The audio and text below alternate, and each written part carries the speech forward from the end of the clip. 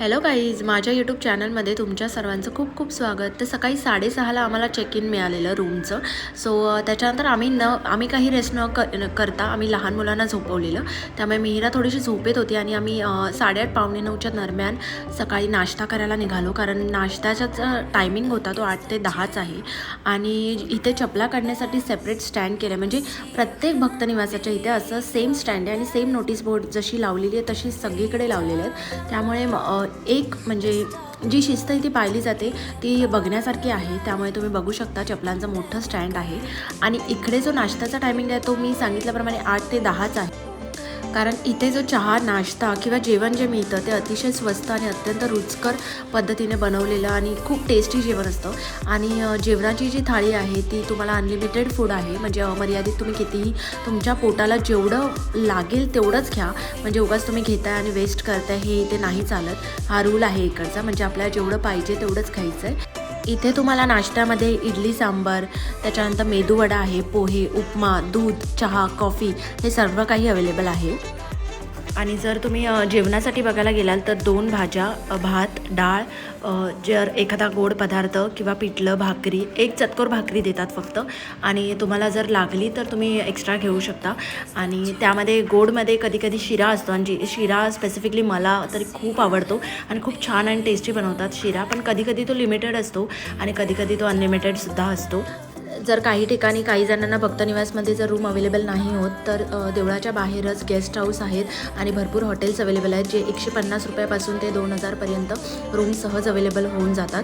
आणि तुम्ही बघू शकता हे जे रेट्स आहेत ते अत्यंत अल्प दरामध्ये ते लोक नाश्ता, जेवण सर्व प्रोव्हाइड करतात. आणि तुम्ही बघू शकता आम्ही टोटल 12 जण होतो, त्यामुळे आम्ही variety of foods, variety of नाश्ता सर्व काही ट्राय केलं. आणि जेवण आणि नाश्ता भरपूर छान होतं. आणि त्याच्यानंतर नाश्ता झाल्याच्यानंतर आम्ही जे मेन शेगावमधले 5 स्पॉट्स आहेत जे बघायला सगळेजण जातात. मोस्ट ऑफ द पीपल इकडचे सर्व जे मठामध्ये येतात ते सर्वजण तिकडे जातात. तुम्हीसुद्धा गेलात तर नक्की इकडे आवर्जून जावा, म्हणजे तुम्हाला शेगावचा जो इतिहास आहे, गजानन महाराजांचा जो इतिहास आहे तो नक्की अनुभवायला मिळेल. तर मी व्हिडिओ शेवटपर्यंत बघा, तुम्हाला इन डिटेल सर्व माहिती सांगते. शेगावला गेलात की प्रमुख समाधी मंदिर जे महाराजांचं आहे, त्यानंतर पारायणगृह आणि आनंदसागर इकडेच 90% लोक जातात. पण हे जे 5 स्पॉट्स आहेत ते भरपूर जणांना कदाचित माहितीसुद्धा नसतील. तर प्रथम आपण चाललो आहोत मारुती शीतलादेवी मंदिरामध्ये. जेव्हा पाटील बंधूंनी त्यांना ऊसाच्या दांडक्याने मारलं होतं तेव्हा तोच ऊस पिळून त्यांनी त्या मुलांना रस पाजला होता त्याचा. आणि इथे आल्यानंतर ती गोष्ट सर्वजण अगदी आठवून सांगतात, कारण तिथे बोर्डावर प्रत्येक मंदिरामध्ये महाराजांच्या पादुका अगदी तुम्हाला दिसतीलच प्रत्येक ठिकाणी. आणि ह्या मंदिराचा, जे मोठेचं शिवमंदिर आहे, याचा जीर्णोद्धार हा गजानन महाराज संस्थानानेच केला आहे.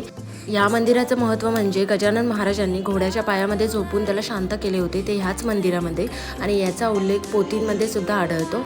आतमध्ये गेल्यानंतर महाराजांचा मूळ फोटो पादुका समोर दिसतात आणि त्याच्या शेजारी गाभाऱ्यात शिवपिंडी आणि उजवीकडे विष्णूची मूर्ती.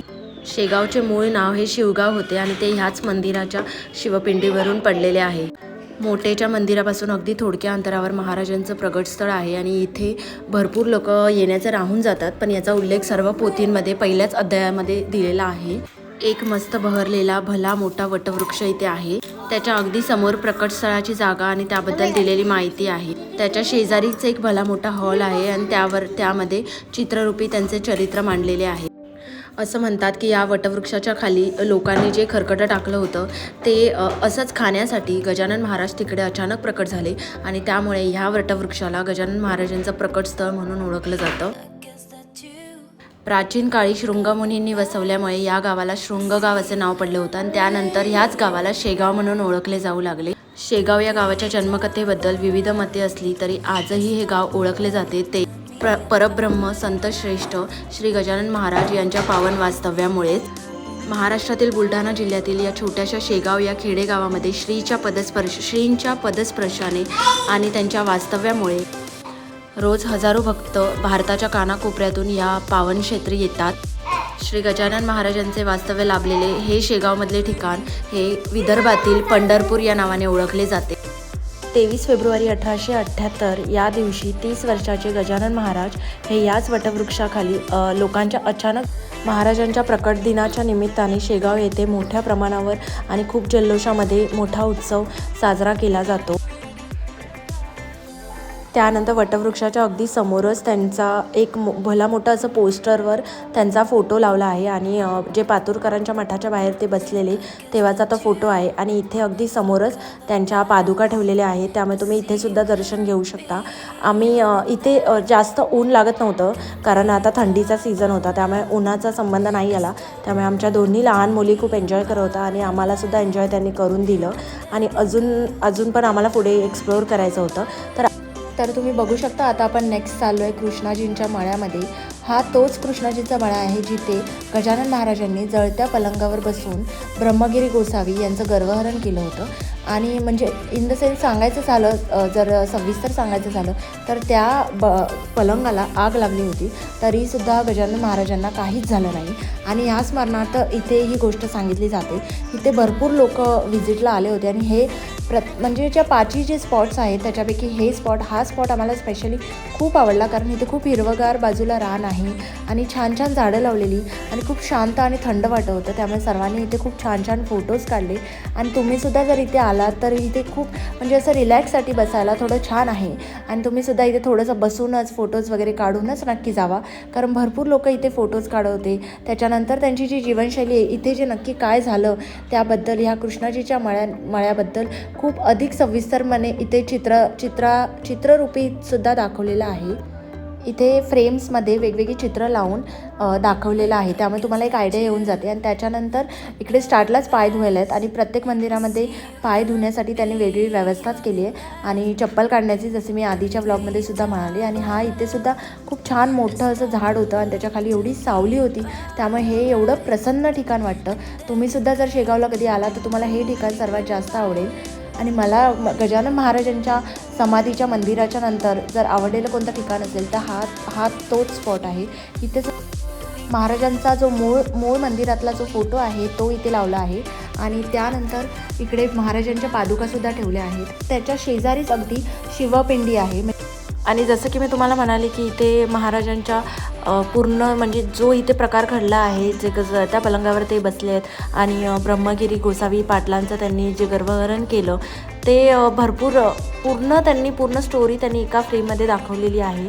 पण एक बघायला गेलं तर खूप चांगला प्रसंग झाला आणि पाटलांना, गोसावी पाटील जे होते त्यांना प्रचिती आली महाराजांच्या चारित्र्याची, कारण त्यांनी त्यांच्यावर संशय घेतला होता आणि त्यांची निंदा केली होती श्रींची. त्यामुळे भास्कर जे होते त्यांना श्रींची केलेली निंदा नाही आवडली आणि अचानक तो अग्नी लागला. अचानक अग्नी आला तो आपोआप आणि कोणाला त्याची कल्पनाही नव्हती आणि त्याच्यावर गजानन महाराज बसून ते निश्चिंत बसले होते आणि ते सुद्धा गोसावी पाटलांना बोलवत होते की तुम्हीसुद्धा येऊन बस, तू सुद्धा येऊन इथे बस, मग तुला माझी प्रचिती कळेल असं. पण एक छान आहेत प्रत्येक मंदिरात जाऊन वेगवेगळ्या स्टोरीज ऐकायला, त्यांची जी जीवनशैलीची जी वेगवेगळ्या स्टोरी म्हणजे जे आपल्याला कधी ऐकल्या पण नसतील अशा ऐकून खूप छान आणि बरं वाटतं.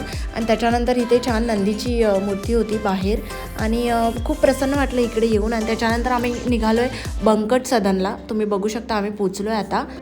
जे प्रकट स्थळ आपण बघितलं वटवृक्षाच्या इथे, तिथपासून अगदी 2 मिनिटाच्या अंतर इथे मूळ वाड्याच्या जागी एक सभागृह मोठे बांधलेले आहे आणि बंकटलालच्या वडिलांची हातात तराजू घेतलेली मोठी आणि छान प्रतिकृती. त्या वाड्यामध्ये केलेले लाकडाचे जुने शिल्पकाम, नक्षीकाम हे अजूनही स्पष्ट दिसत होते. पण आता तो वाडा पाडून तिकडे आता प्लेन जमीन केलेली आहे. तुम्ही बघू शकता की अगदी छान बैठक मांडून त्यांची प्रतिकृती इथे साकारलेली आहे. आणि त्यानंतर मग आम्ही पुढे दर्शन घेण्यासाठी गेलो.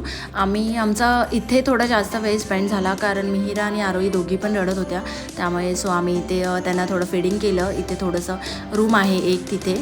त्याच्यानंतर मग कारण लहान मुलं आपल्याबरोबर असलं की त्यांच्यासाठी थोडासा तरी वेळ द्यावाच लागतो, तरच ते पूर्ण एंटरटेन आपल्याला करून देणार आणि राहतील तरी. कारण तुम्ही बघू शकता आरोही शांत होती पण मिहिरा एवढी रडत होती ह्या टायमाला. आणि मी थोडेसेच फोटोशूट केलेत आणि मी डिटेलमध्ये नाही करता आले. पण हा जो फोटो आहे तो बघून मला असं वाटलं की मी चारी बाजूंनी फोटोच्या फिरते तर मला महाराज अक्षरशः बघतातच आहेत कंटिन्यू, कोणत्याही साईडने तुम्ही बघितलात तर. आणि आता आपण शेवटच्या स्पॉटवर आलो आहे. तर आता आपण आलो आहे शेवटच्या मंदिराकडे, ज्याचं नाव आहे श्री संत गोमाजी महाराजांचं नागझरी मंदिर म्हणून. या मंदिरामध्ये अत्यंत प्रसिद्ध असलेलं एक नागदेवीचं मंदिर आहे आणि इथे गोमुख कुंड जे आहे तिथे नैसर्गिक झरे आहेत जे तुम्ही फक्त लेडीजला इथून एंट्री होती बघण्यासाठी आणि जेंट्सला मागच्या साईडने एंट्री होती. या मंदिराच्या आजूबाजूचं वातावरणसुद्धा खूप प्रसन्न वाटत होतं कारण हे मंदिर थोडं आकाराने खूप मोठं होतं आणि त्याच्यानंतर संध्याकाळी 4-4:30च्या दरम्यान आम्ही परत आमच्या भक्तनिवासमध्ये रिटर्न आलो. गाईज तर हा व्हिडिओ मी इथेच संपवते आणि हा व्हिडिओ जर तुम्हाला आवडला असेल जो शेगावचा पार्ट 2 आहे तर व्हिडिओला लाईक करून जावा, कमेंट करा आणि शेअर करायला नक्की विसरू नका म्हणजे जास्तीत जास्त लोकांपर्यंत माझा व्हिडिओ पोहोचेल. आणि चॅनलला नवीन असाल तर सबस्क्राईब करायला विसरू नका. हे मी छान छान फोटो माझ्या आरोहीचे, मिहिराचे, किट्टूचे सर्वांचे टाकलेत आणि आमच्या सर्वांचे सुद्धा आहेत. तर व्हिडिओला लाईक करायला नक्की विसरू नका गाईज आणि पुढच्या पार्टसाठी स्टे ट्यून. थँक्यू.